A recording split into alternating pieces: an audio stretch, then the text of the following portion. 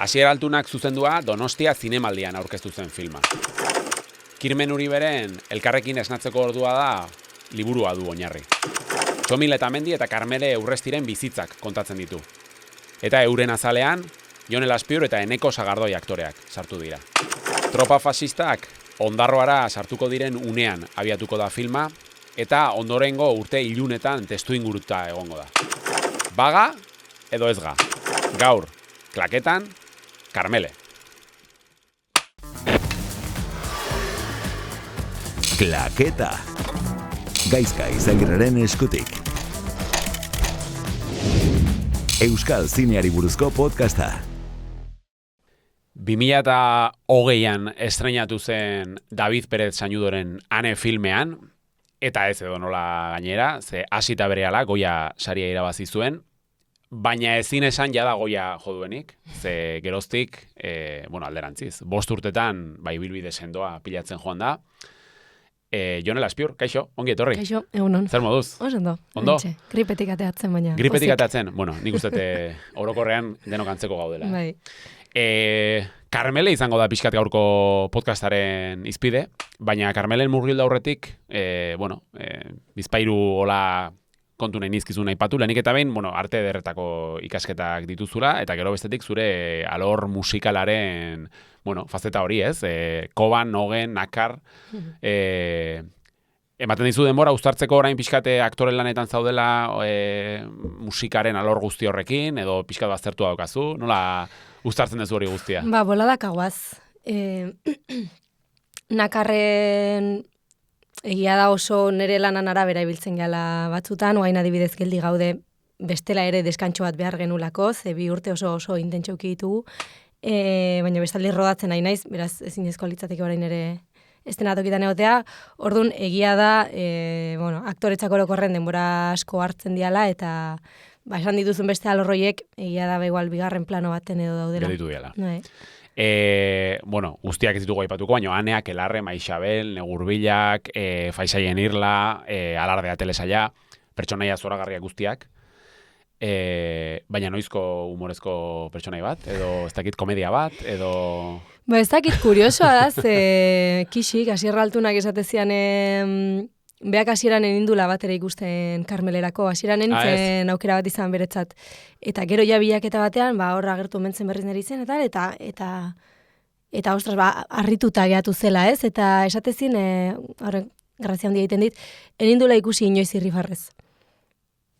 Eta ni, kuriosoa askotan, zure buruaz daukazun autopertzepzioa eta gero jendeak nola ikuste zaitu nere, ez? Hain nintzen justu errepaso bat egitenik, batean azkarra, pelikula guztiena zu irribarrez. Claro, eskenik errepaso hori egin behar izan nuen, eta arrazoia eman behar izan nion Kixiri, eta zion, arrazoi oso daukazu, inkluso Instagramean begiratu eta eneukan argazkirik irribarrez, ez? Eta osan ostras, karo, ze irudia nahi ematen ere, ez?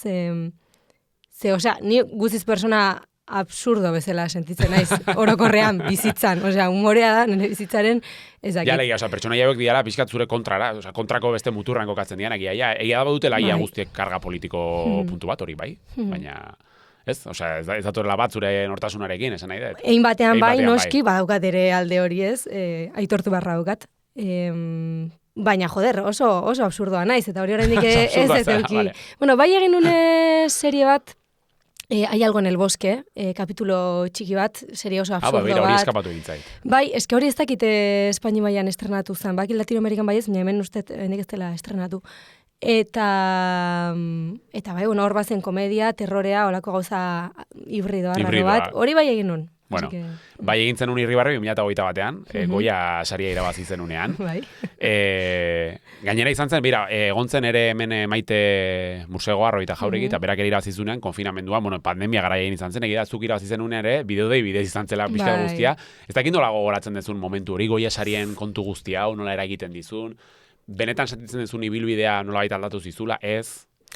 Da galdera bat, beti egiten didatena, eta beti erantzutet gauza bera dela, nik nire ibilbidea lehena nuen hasi, beraz, ez dokat konparatibarik. Ez dakitze izango litzateken saria jaso izan espanu, eukieten bidea hau litzateken edo ez.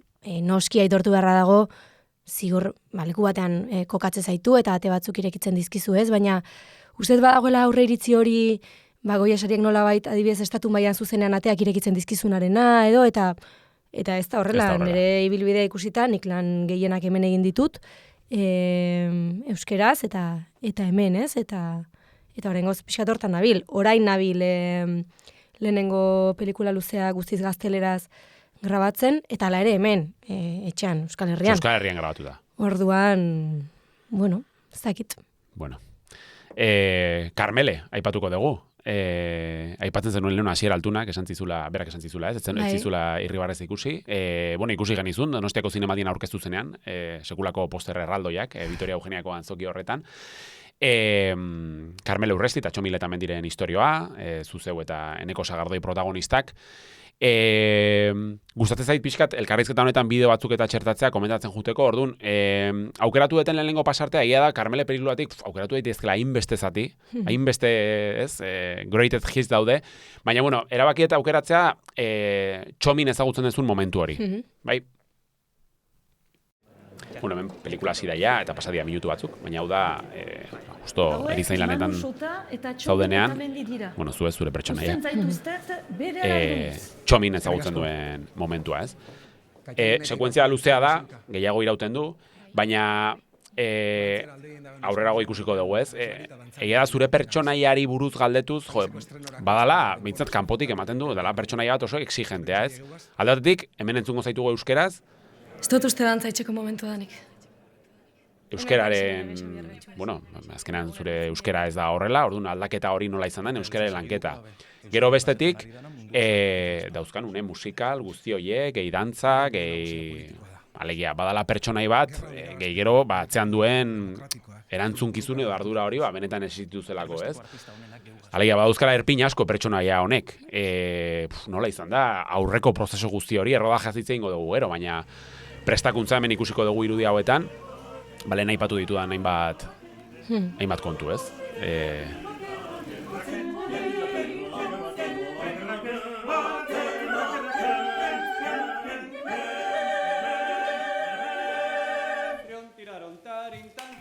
Nola izan da? Bizkat pertsonaia honen...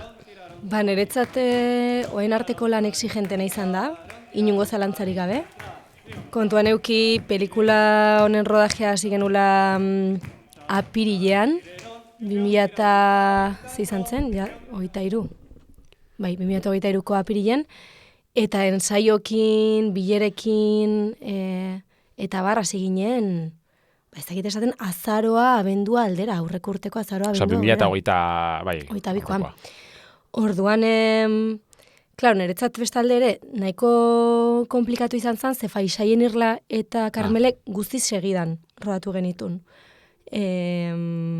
Otsaia martxoa izan bazen Faisaien Irla, apirila eta maiatza izan ziren Karmele. Osa, amaituta jarraian. Bi asteko desberdintasunarekin, eta bi aste horietan noski ensaioak eta lana egiten.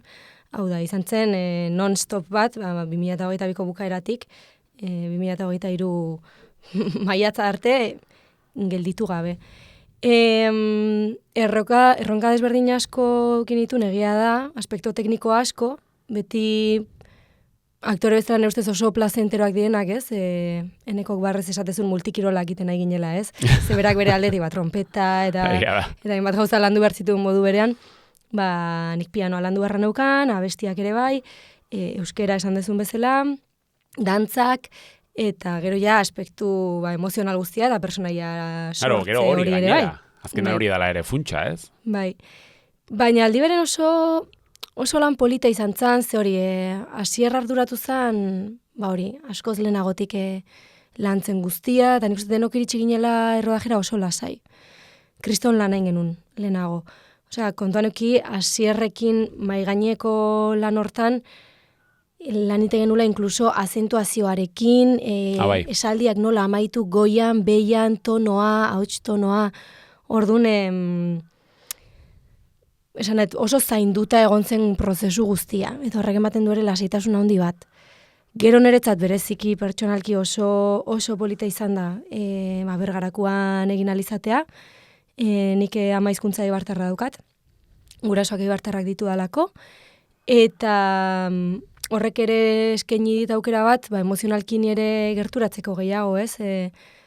persona jontara, azkenean garaiagatik zuzenean konektatzen hau, nire hainbat familia kiderekin, haiek bizitako historien antzekoak izan daitezkelako, eta historia guztiak Eibarren inguruan gertatu izan dira, ez? Eta beti etxean jaso ditut, eta asko, gainera oso presente eduki ditu historia horiek, orduan Bergarakoan egitean, oso gertu sentitu naiz hortik.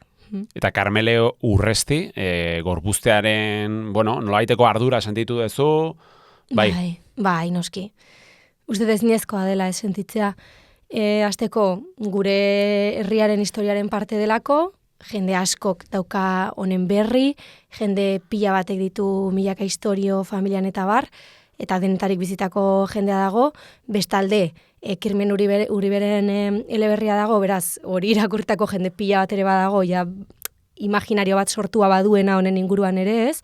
Zure kasuan, markatu, irakurrita zen neukan? Elkarrekin esatzeko ordua. Hori da, ez neukan irakurrita. Bai, pelikularako irakurri nuen, eta, input pila bat daude, ez? Gauza pila batek zeharkatuta dago pelikula hau, eta identitarioki herri bezala ere, badauka zama bat edo pixu bat, eta gero gainontzean, bere familiakidena, ez?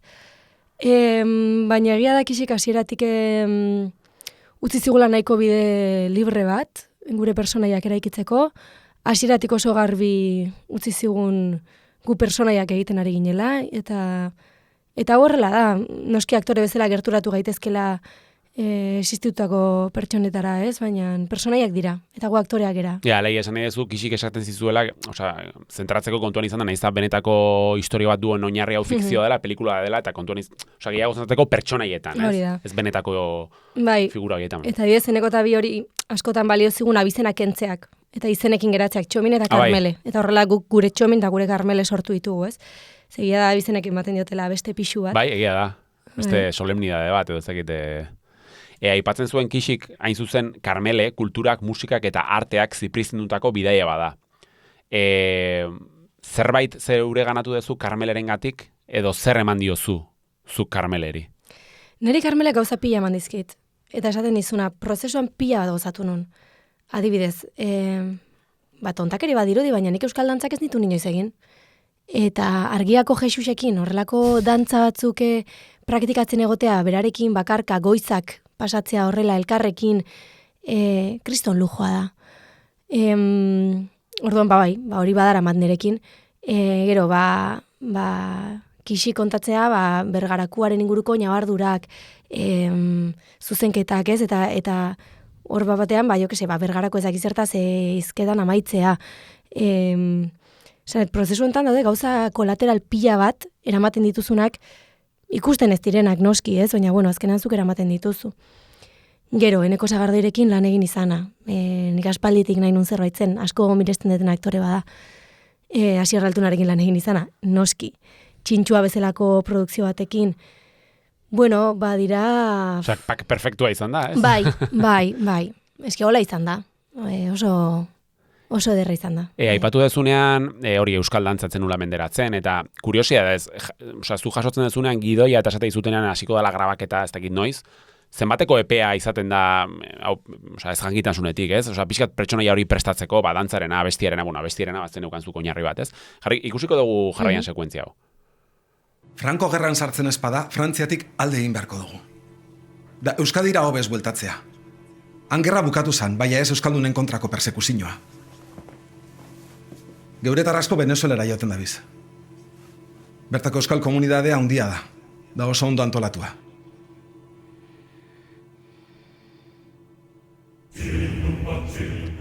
Zehazki, orain, zegia da, jarri nahi izan dira hasierako sekuentzia, nola uztartzen den zuk esan dezuna, alderdi prestatzen dezuten guzti multikirol hori, gero alderdi emozionalera jauzi egitea, ez? Baina sekuentzia honetan adibidez,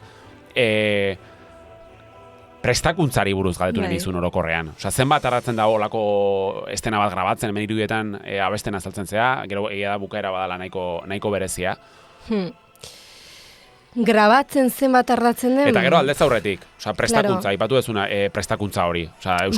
Hori da oso produkzio bakoitzaren araberakoa eta zuzendariaren araberakoa. Baina esaten izuna, Asierreke hilabeteak lehenagotik jari ginen hau dena lantzen. Eta aldi berean pianoa, gauza pila bat ia urte erdilenago.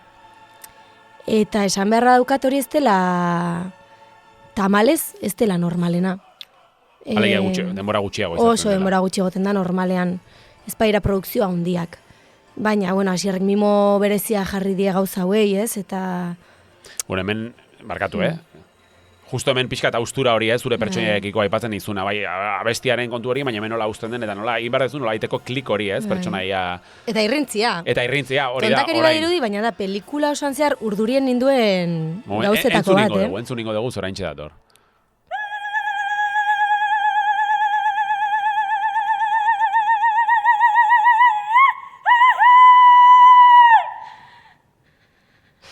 Bueno, nik uste orain jarraian entzungo dian txaloak benetan entzungo ziala igual, ez? Gero hor lantaldeanen artean eta nola gogoratzen dezu sekuentzia hau? Ba, urduri. Urduri? Bai, de hecho, duela gutxi berreskuratu nun bideo bat, Victoria Eugenian irrintzia praktikatzen lehiotik, ekipoko jendearekin, eta venga, horrela bai, ez, baina horrela, luziago, venga, saiatu horrela, eta haiekin ez ikasten.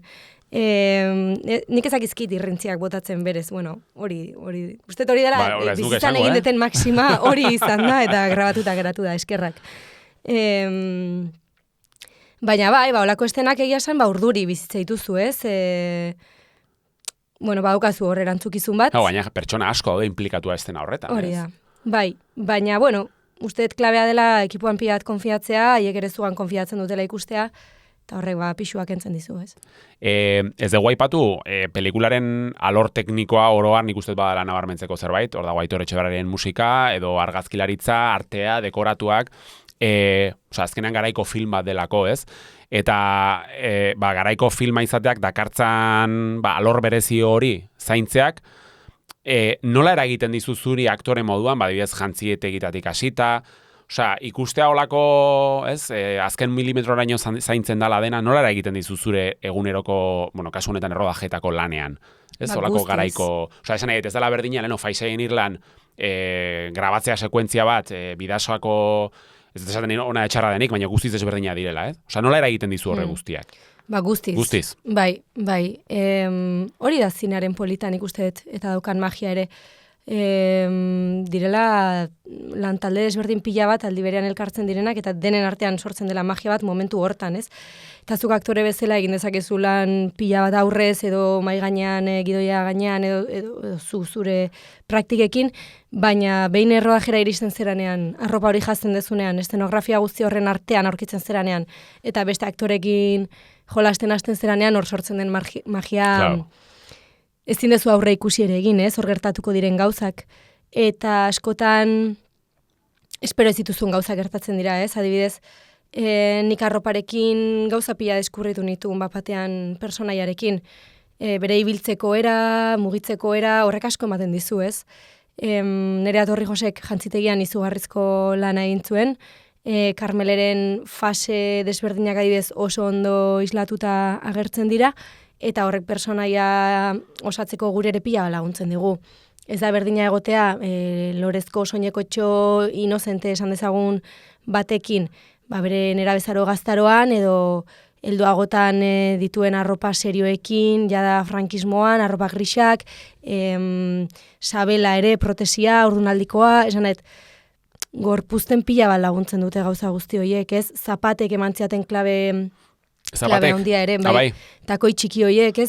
Garaiko ibilkera adibidez, gaur egungo emakume batek daukan ibilkera, edo garai antzukan baten ibilkerak ez dauka zer ikusirik, edo hiriko emakume bat, edo jada herrira itzultzen denean Karmele, ez? Bertako alpargatekin nola ibiltzen den, ja hor badago, beste uste bat, ez? Bere burua ja dauka pixkat utzia. Bueno, nabardura pila bat daude laguntza izutenak personaia eraikitzen. Azken bideo ikusiko dugu. Hau ja nahiko amaieran da, nahiko une emozionala. Bueno, enekorekin aipatu duzu lana, baina hor ere daude Nagoreran buru eta beste aktore izugarriak. Estena honek duen karga emozionala, gero ere, umeekin lana, ez dakit nola izan den, eta umeak aipatuta eta semeak aipatuta, Txomin eta Patxil eta Mendi ere ezagutu zenituela, alegia benetako protagonisten semeak. Nestorek egon nahi dut. Badakiz maitxia. Nik uste sekuentzia honekin ezinezkoa dela ez unkitzea nola da? Nola izan da umeekin ere lan egitea? Ba, izan dira ume batzuk oso erreixak eta oso maitagarriak eta denak, egia da aurro oso txikiekin lan egitea zaila dela, beharrak dituztelako eta ez dituztelako zinearen denborak ulertzen, noski. Ume hauek helduagoak izan daia da oso erreixa izan zela haiekin, Anuk adibidez, neskatila hau, izugarria. Nik uste eta aktore... Bai, nik sekuentzia horretan entzunionean, eske benetan sinistu nuen egiten nahi, esaten nahi izan hori, Bai. Bada bilor aktore bidea hartzen, nik uste. Bai, ez da, oso berezia da umekin lan egitea beti txikiekin ere, bai. Bazegon beste aur bat, txominena txikitan egiten zuena, amets. Ametsekin nahi bez kriston harremana sortu nun, rodajean bertan, eta kuriosoa zen ze rodajetik kanpo ere amatxo deitzen zidan. Bai. Eta gerora elkar aurkitu geha, eta bar, eta zakit hor sortzen dira gauza polit batzutan fikzioak ematen dizkizunak, bizitzara pixkat ere kontagiatzen direnak, orduan hor badago magia. Ja, zerbait berezia, ez? Amaitzen juteko, eta, beti gustatzen zaidalako gonbidatuari galdetzea bere gusto zinematografikoei buruz, edo zer ikusten duen, edo zer gustatzen zaion, edo ez dakit nundik elikatzen zean, zeren arabera ikuste dituzu. Zintzuk esango zenuke direla zure pelikula edo telesail gustokoenak, ez dakit telesailak ikuste dituzun, beti galdetzen telesailak hor sartzen ditut, baina... Telesailak ez ditut apenas ikusten. Denboragatik? Edo formatua bera? Bai, ez dakit, kosta egite zait igual konstantzia bat jarraitzea edo... Eta gainera egun bakoitzaren arabera oso desberdinago, orduan gauza desberdinak ikusi nahi izate ditut. Egia da, Girls seriea bai izan zela niretzako, markatu zintuen. Bai, maite dut serie hori onartu beharra daukat. Eta gero zinean, klasikoen nahiko zalea naiz, adibidez, Truffaut izugarri gustatzen zait, eta Nouvelle guzti hori izugarri gustatzen zait. Eta... gauza aktualagoetara eraman da, Alice Rohrwacher, Lázaro Feliz, La Quimera, eta iruditzen zaizkit joia batzuk. Asko figatzen zea, aktoren, pelikulat ikustea zoazenean, ikusle arrunt bezala zoaz, edo aktore moduan zoaz, eta asko figatzen zea antzazelen lanetan. Nik uste zinezkoa dela. Zinezkoa dela ez egitea? Bai. Gero pelikularen arabera, eta noski sartzen zera pelikulan, eta pelikulak eramaten zaitu. Eta hori da zineak daukan gauza ederrentako bat ez, baina beti esaten dut, nik aktore bezala gehien ikasieten gauza izan dela ikusle izaten. Geroz eta ikusle jantziagoa sentitzen naiz, edo geroz eta gehiago disfrutatzen dut zinea ikusten, geroz eta nabardura gehiago ikusten ditut, lehen ikusten etzen dituenak, ez da? Hizkuntza bat ikastea bezala, ikasten zoazen denean, gauza batzuk ulertzen zoaz, bestela ez dituzunak ikusten, ez? Eta lenguaje zinematografikoaren gauzatzuk ikusten joatea, niretzat hori da magikoa. Karmeleren kasuan, ez dakit ohitura izaten duzun, segun eta ze pertsonaia egokitzen zaizun, erreferentzietara jotzea. Osea, ez dakit ikuste dituzun, ez dakit beste pertsonai mota batzuk, bizkat elikatzeko, ikasteko, egoten di aktore batzuk nahiago izaten dutela, beraien, barne munduan sartu, eta... Bai egiten dut, bai ikusten ditut, pelikula referenteak eta gutxi gora berai, batez ere atmosfera eta tono alde bat hartzeko. Baina egia da gero egiten dutela nahi detena. Nahizuna. Bai, nahi gabe ere, ez dakidalako beste modu batean egiten. Amaitzeko, ez dut lerroburua aipatuko, zeia bombo gehiago ez du merezi, baina gelditu nahi nizun, batzutan kazetariok izaten degulako tendentzia, galderak errepikatzeko eta bar. Eta batzutan nik sentitzen dut, edo, sentsazio hori daukat, aktoreak, uneoro, batzutan, elkarrizketa batzutan, uneoro egon bar dezutela iritzia ematen hainbat gaien inguruan. Osea, politika, ingurumena, aktore batzuek diote garrantzitsua dela, bozgorailu hori aprobetxatu, eta nolaiteko aldarrikapenak botatzea, baina beste batzuei, Euskaldunen adibidez entzun izan diet, zergatik egon bar duen aktore batek etengabe gai guztien inguruan hitz egiten eta azkenan pelikula gelditzen dela bigarren plano batean, ez? Eta hori dago lotuta, orain dela hilabete urte batzuk, naiz gogoratzen fetxa, batera zizuten lerroburu negargarri bati lotua, gero azkenean egiten dutelako nahi dutela titularrekin. Orduan, galdera da, orain harira jungo naiz. Beharrezkoa, importantea iruditzen zaizu aktorek daukazuen bozgorailu mediatiko hau bueno, hainbat gai inguruan hitz egiteko, ala sentsazioa daukazu batzutan erabiltzen dela medio jakin batzuetan clickbaita egiteko edo pixkat medio hori elikatzeko. Edo gustatuko litzaizuke gehiago zentratzea zure bi gauzak aldi berean. Uste dut oso garrantzitsua dela bozgorailu hau eukita gauza batzuetaz hitz egitea eta gauza batzuetaz posizionatzea guztiz beharrezkoa ikusten. Adibidez, Palestinako egoera, zinemaldian, hori agerikoa da, baina... Bai, uste dut minimo batzuk badaudela noski, ez? Baina egia da askotan pelikulen promozioetan batez ere, eta hau aurten asko gertatu zaitze, aurten 2 promozio eduki ditut, bai Faisaien irla eta bai Karmele, momentu batzutan eskeragune izatinen, diplomatikoa sentitzen naiz, aktorea baina gehiago. Justo hitz hori bera erabilizuen, naiz gogoratzen, diplomatiko hitza erabilizuen aktore batek justo esateko hau. Ostras, benetan, sensazio hori... Edo ministroa esan zuen, ez dakiz esan zuen, baina bai. Bai, eta baten jakin barrezu, sozioekonomiaz, politikaz, ekologiaz, ez dakiz zertaz, eta askotan, inkluso, karo, gertatzen zaizu, galdetzea gauza batzuk, ez daukazuna iritzia guztiz formatua ere, ez? Ez dakit batzutan ezin dezula esan, ez dakit. Bai, batzutan badirudi, edo beste askotan ere, daukazun iritzia plazaratzeko lekua ere ez dela edo nola egin.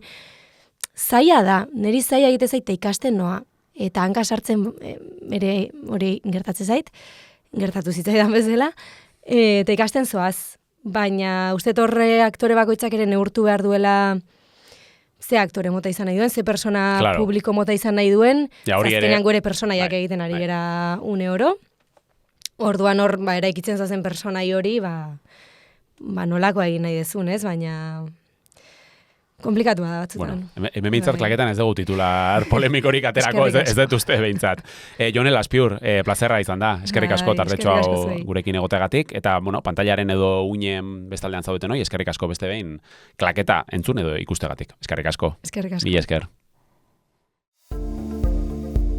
Klaketa entzun duzu, Euskal Zineari buruzko podcasta.